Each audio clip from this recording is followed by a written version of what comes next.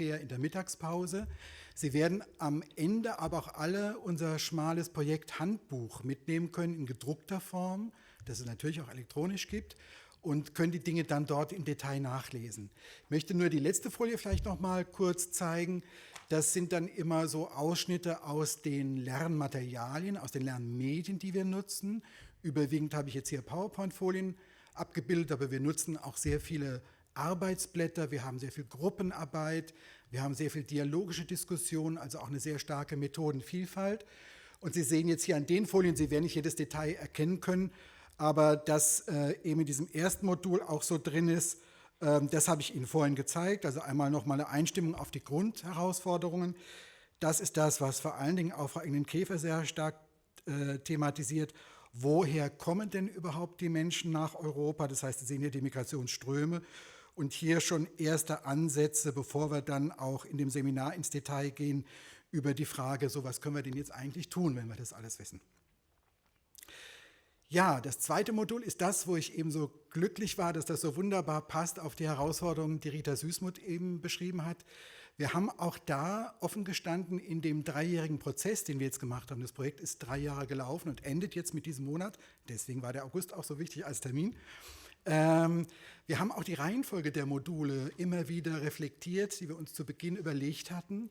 Und wir sind dann irgendwann vor der Hälfte ungefähr der Laufzeit, war das etwa, nochmal darauf gekommen, dass wir gesagt haben, gerade dieses Modul zur Selbstreflexion der Beraterinnen und Berater sollte ganz am Anfang nach der Einführung stehen, bevor wir überhaupt in andere Inhalte gehen, um genau diese Rollenklärung zu machen und auch die Klärung, dass Wissenstransfer keine Einbahnstraße ist. Es stellt Ihnen dieses Modul vor, die Kollegin aus dem Team, die dieses Modul entwickelt hat, von der Canterbury Christ Church University, Enchant.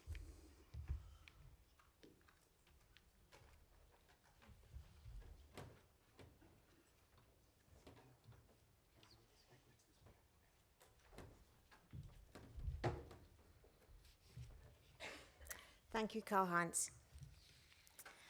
It's my pleasure to introduce to you the outline of the second module in the programme for higher education. And I just want to acknowledge that I'm only representing the team that have put this together. I worked on this with my colleague Claire Nix, who's here today, and also Professor Hazel Reid, who's unfortunately not here today.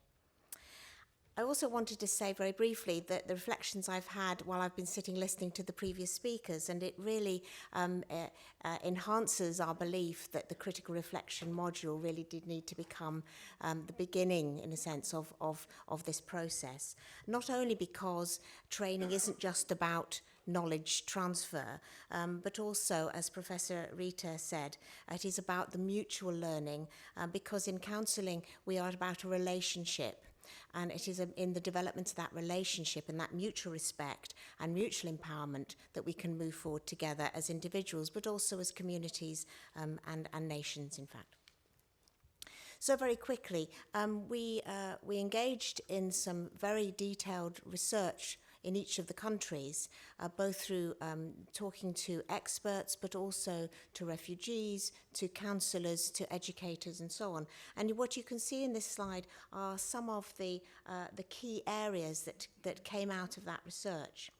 And based on that research, we were emboldened to think that this is going to be addressed by a module in critical reflection.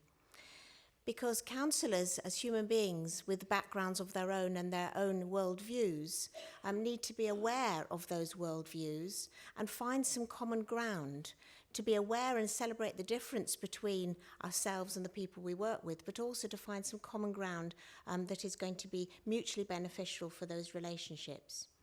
We also acknowledge through the research that communication, as is picked up in one of the later modules, is not just about language, it's not just about translation, but it's about the meaning that we make of those communications. And the meaning can be different, and without that reflection on what we mean, what is the subliminal meaning behind our conversations, that confusion and miscommunication can happen. We also discovered, or perhaps not discovered, but remembered, that the people that we work with are not necessarily from the individualistic societies that we are used to in the West. And that isn't a good or a bad thing, but we need to understand that there are benefits and also challenges working between those different traditions, and to become aware of those beliefs, those truths that we as counsellors carry with us and need to become increasingly aware of. And we also realise that we share much in the work that we're doing with refugees and asylum seekers with working with other traumatised groups, and we will return to that issue a little later. You may see in the literature the word reflection and then reflection. We say it the same, but it's a different spelling and there's a different meaning.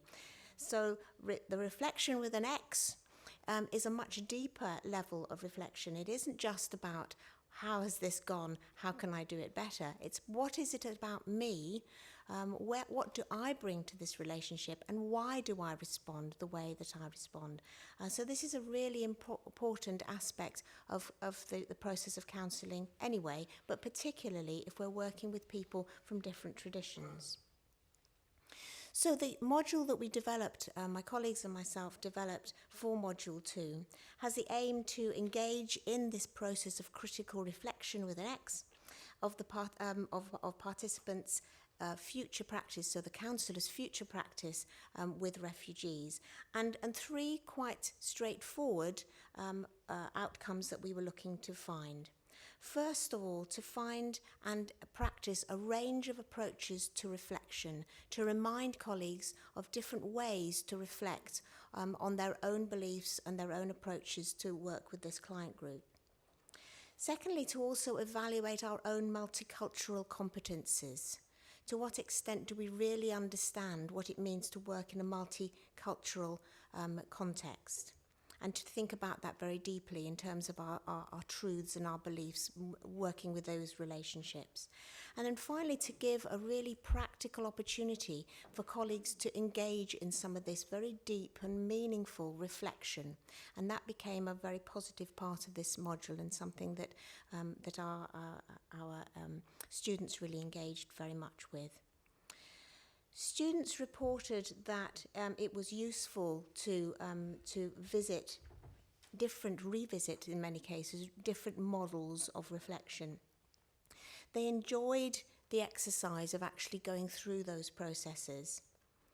And they felt that although it was very useful to do this, they really were aware of the need to spend time to reflect on how we handle some of the difficult situations that we're inevitably going to face working with this and other traumatised client groups.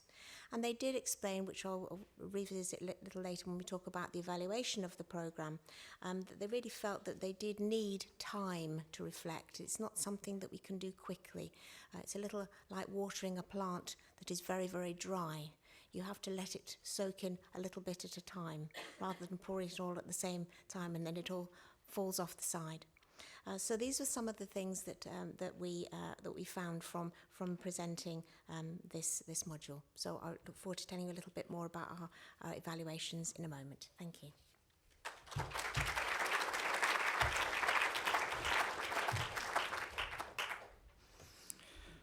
Ja, und schon habe ich gemerkt, wie recht Rita Süßmuth hatte mit dem Satz, man kann gar nicht alt genug sein, um weiterzulernen.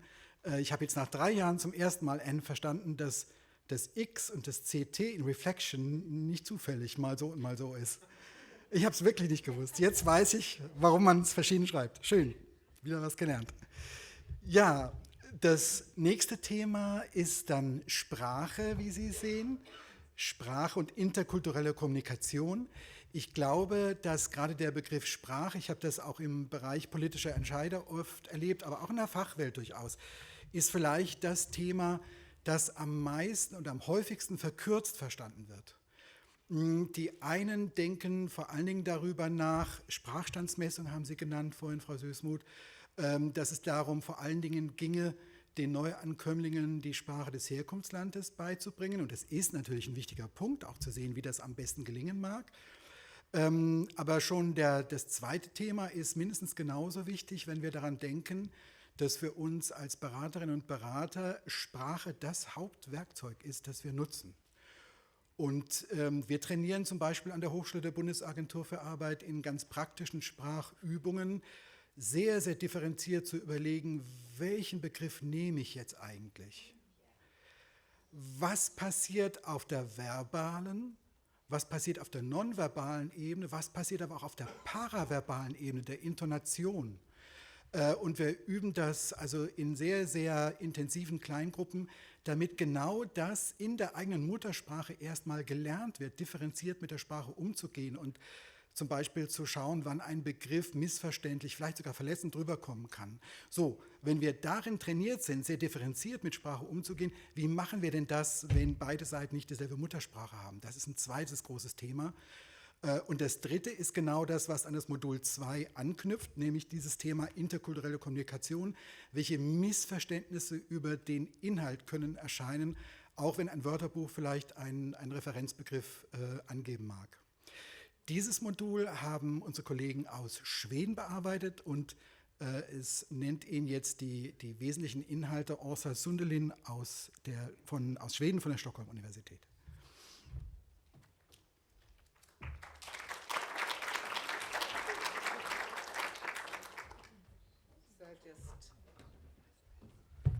I have the two ways. So I just push this one here, the big one? Yes, okay. So a coincidence, it looks almost like a coincidence coming here after you have been talking your native languages. Don't they sound very clever when they do that? I won't speak my native language now, so remember that. And we are responsible for the module language also, and intercultural communication.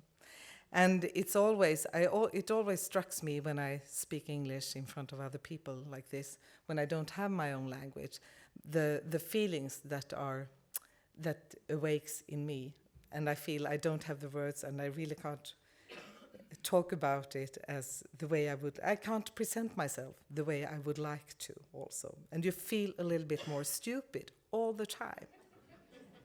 And that is actually what people are struggling with all the time when we're learning a new language and trying to present yourself. You're making a hard work to present yourself, not being as stupid as you may sound. So that is also what I am doing right now. It's called face work. It's not a coincidence that Facebook is called Facebook is called Facebook after Goffman's concept of face work.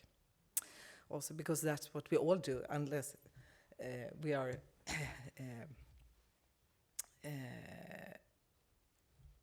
even if we are not talking a language as our second language.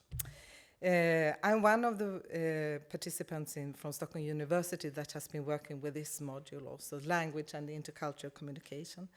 And I'd like to start with a quote from a young woman with a refugee background coming from an African country to Sweden.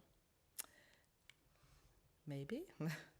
When I compare, it's not so easy coming here and knowing nothing and haven't been to school in home country and then start to learn Swedish. It's not so easy to learn very fast, but it takes time, I know. If I compare here in Sweden, it's very difficult to get a job. When you try, they will ask, do you have any education? And things like that. Life here is so strange. And she cries when she says this. This quote, summarizes the challenges about language and career learning that are embedded in career counseling with refugees all the time, and summarizes also the point of departure for this module.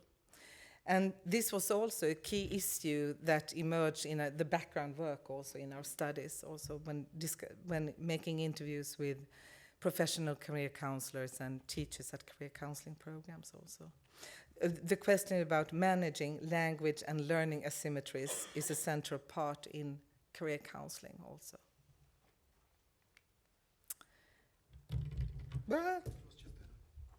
What am I doing?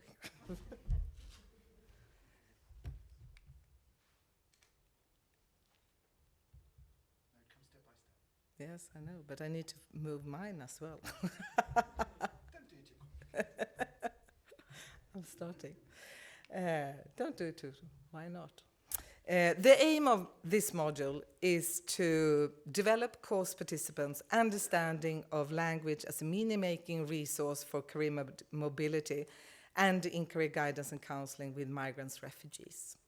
It's also to develop course participants' ability to manage the challenges of language asymmetries and intercultural communication in career guidance and counselling, you could say. And our point of departure for this module is Cobb's theory about experiential learning that is used as a didactical framework for the module. I would say that is used for all the modules, actually, also. It's not, but that was what we said that we from Sweden used. It suggests that learning activities should provide an embodied experience where thoughts, emotions, and actions are involved. And among all, the participants in this module get the opportunity to explore different kinds of counselling methods also, and also more of critical reflection tasks, you could say, also about understanding, both getting knowledge and understanding of what it means to learn a new language and how it affects your meaning making and yourself in your meaning making processes around career issues. So these are the learning outcomes, and the content is built around the following learning outcomes. And in the module, we provide learning resource and material regarding these topics. And I think you can see the topics that participants are able to know more about after this module. I think we could say that for all modules, the learning outcomes are quite ambitious considering the amount of time that is addressed in this course. But yeah, I think we need to stress that. But the participants should be able to manage questions in counselling about the impact of learning the language of the receiving country on migrants, refugees, career mobility. One theme was that we wanted to develop counsellors' capacity to support clients' motivation to learn the new country's language also.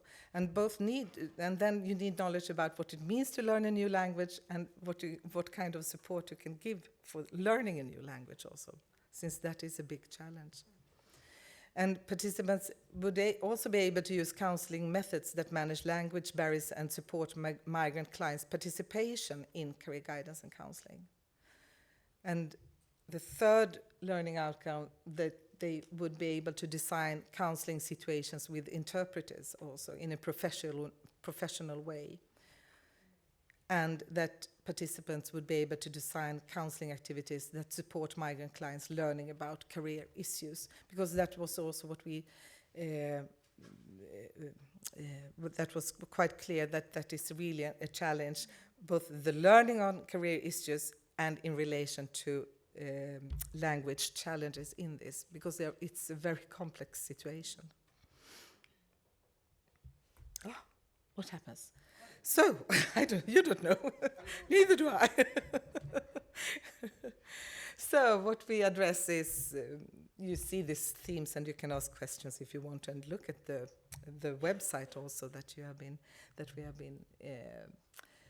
We address second language speakers in career guidance counseling conversations, the face work. I like this quote from one of my interviewees in a study. I can pretend to listen and smile and understand, but in my body, in my brain, I'm thinking of something else. Don't you do that also when you'll have to listen to another language too long time? We also address counselors' challenges in intercultural meeting, what it means like, and how challenging it can be, and how difficult it can be to really try to understand other people also, when you both have differences, might in values and in language also. That we express ourselves in different ways, in very similar but also different ways. We also have addressed the meaning of the content of communications tool to manage language asymmetries, and also how to support clients learning on career issues also. frameworks regarding this. Could be the essence, I'd like to say. So, on time or too long? Oh, sorry. Thank you.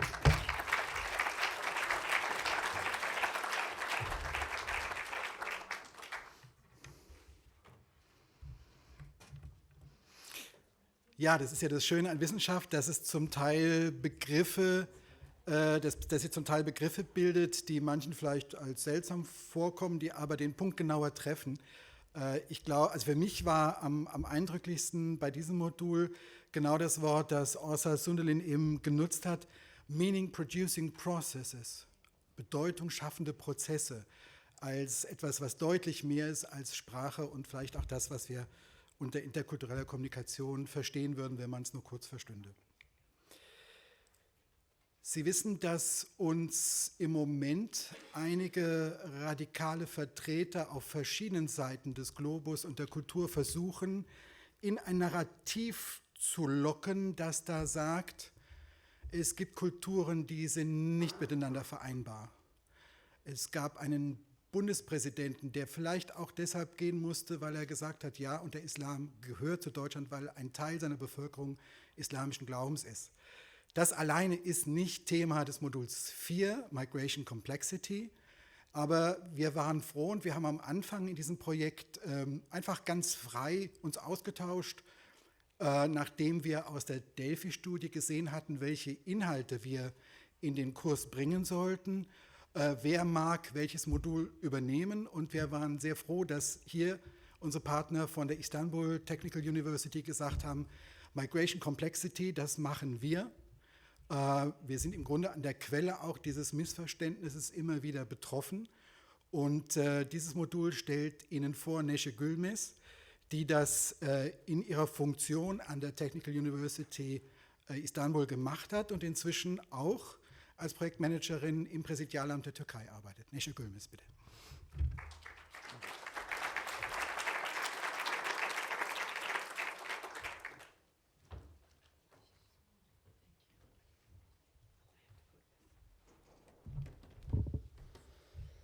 Hello, dear participants. It's a pleasure for me to be here with you. And now I'm going to try to tell you about the fourth module of the CMinaR project, which is Migration Complexity. As we all know, the refugees and immigrants are coming from very different cultures and also from very different set of experiences. So we thought that if counselors can apply their own understanding of culture and can apply an effective intercultural communication, the counseling sessions will be much more effective. So the fourth module, which is Migration Complexity, focuses on the culture concept. And there are three main chapters: cultural awareness, cultural adaptation, and spatial issues. Now I will try to explain these chapters simply. For the first chapter, yes, the right slide. For the first chapter, the basic knowledge about culture is given to the participants, such as the components, the definition, and the characteristics of the culture is told by the lecturers, and then the cultural differences are explained, mostly using Hofstede's cultural dimensions theory. After explaining that culture can affect one's perception totally, we try to explain the cross-cultural communications by using Hall's theory. Then finally, we try to explain the stereotyping and the ways of avoiding it. The second chapter is about the cultural adaptation and acculturation attitudes.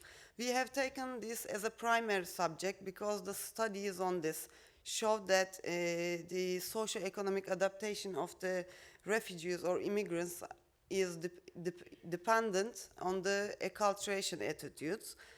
And as I said, this is a primary subject for us. After that, actually the large part of the fourth module is composed of the first and the second chapters, which are cultural awareness and the cross-cultural communication, cultural adaptation. But we know that religion is also a critical part of the culture. So we thought that it should be taken into account.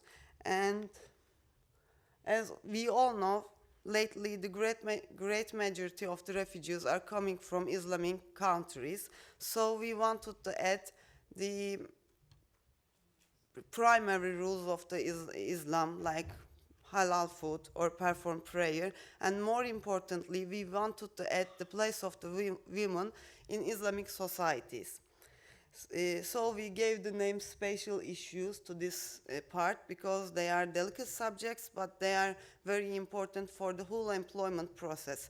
They can affect counselors, they can affect counselees, and they can affect employers as well.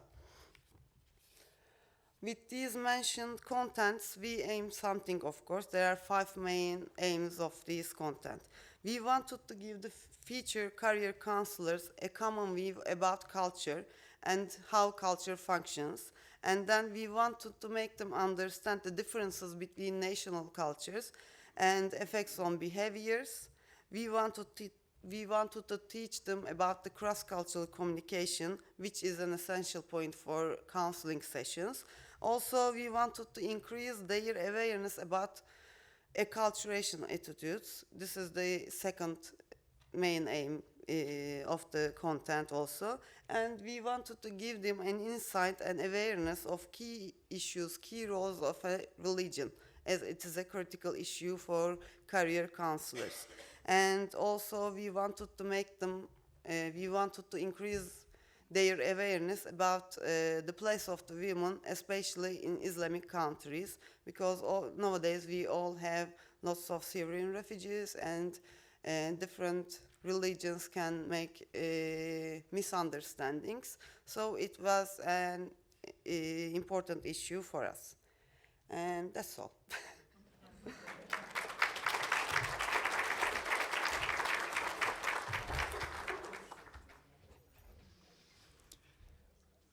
Ja, Sie haben jetzt erst 4 von 6 Modulen gehört, aber ich glaube, Sie können schon verstehen, wenn ich sage, das alles hat einfach auch tierisch Spaß gemacht. Also wir haben so viele unterschiedliche Themen, wir haben so viel gelernt in diesem Prozess auch, Frau Süßmuth. Es ist eine Bereicherung eben auch unserer Kompetenzen und des bisher bei uns laufenden Systems von Beratung und vor allen Dingen von Hintergrundwissen zur Beratung. Ich deute vielleicht jetzt schon mal an, Andreas Frey, dass ich deswegen glaube, dass das wahrscheinlich erst der Nukleus ist, dieses Wochenseminar, das wir da entwickelt haben. Da stecken so viele Inhalte drin, die es wert sind, weiter zu vertiefen, auch mehr Zeit zu geben. Enchant hat vorhin schon gesagt, Reflection takes time. Wir brauchen mehr Zeit, wir brauchen da sehr, sehr viele Inhalte, und ich fürchte fast ein bisschen, das, was wir für die Woche da zusammengestellt haben, ist für die Teilnehmer dieses Seminars auch eine kleine Zumutung. Aber wie gesagt, es ist spannend und es hat einfach auch unheimlich Spaß gemacht, sich diesen vielen verschiedenen Themen zu widmen. Ah ja, das waren noch die Medien, die im Modul 4 genutzt werden. Sie sehen da zum Beispiel, das kann man vielleicht noch mal gerade herausheben.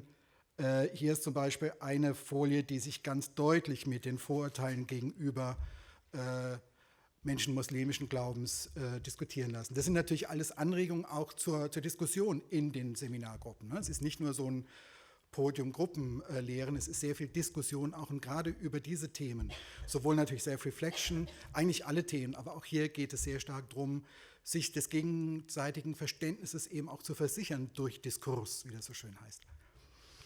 Ja, dann kommen wir zum 5. Modul. Das 5. Modul schließt ein Stück weit an das, was schon im 1. Modul passiert ist. Es sind 2 Module, falls Sie sich wundern, die vom deutschen Team entwickelt worden sind. Wir waren 6 Länder, es sind 6 Module. Trotzdem hat Deutschland 2 Module entwickelt und Litauen nur deshalb kein Modul entwickelt, weil Litauen unser IT-Partner war. Litauen hat vor allen Dingen uns unterstützt beim Aufsetzen der Informationstechnologie, der Selbstlernumgebung, der Moodle-Kurse, des Designs, der Grafik, und Sie können sich vorstellen, was da alles dranhängt. Deswegen ist Litauen inhaltlich nicht dabei gewesen, aber war ein unverzichtbarer Partner für die technische Umsetzung. Ja, was machen wir im 5. Modul? Im 5. Modul sind es eigentlich 3 Bereiche, die man unterscheiden kann. Wir reden zum einen über das Ausbildungssystem, über die Unterschiede zwischen Ausbildungssystemen in den Hauptherkunftsländern und in den Aufnahmeländern. Wir haben zum Beispiel deswegen da gar nicht so viele Folien auch im Unterrichtsmaterial.